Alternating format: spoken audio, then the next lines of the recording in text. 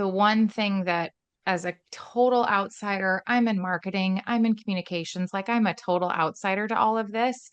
You're framing it from an industry that's not like not specifically safety based. Your background didn't start in safety and move to this. And Yes. so you use just a slightly different angle and a different approach.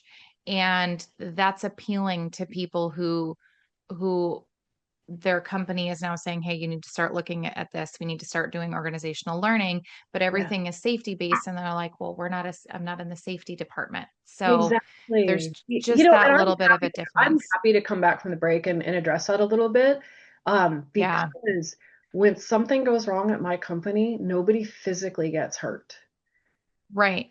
You know, Right. Lots of money may be lost or lots of time may be spent fixing the problem, but nobody dies. And so yeah. it's a different approach or different, not motivation. It's a different perspective. There you go. Different And I bias. have There to you go. say, and thank you because you're helping me like as I write my book.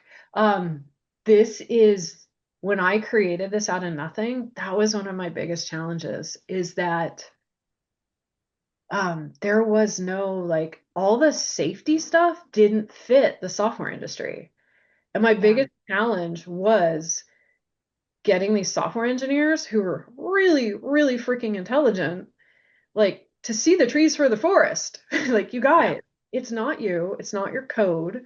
And and there's this weird unspoken, like, we don't talk about software bugs. But I'm like, if I don't talk about your bug, I can't have less bugs.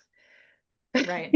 So it was like, Right. and I broke in and that now they trust me. But boy, it was that's why the typical RCA that's created for when it is a requirement in an industry didn't really fit this group. And there are software companies that do that. They do what's called correction of errors, and it's not nice. It's not, you It know, doesn't sound nice. no, and it doesn't really get you to solve the real issues.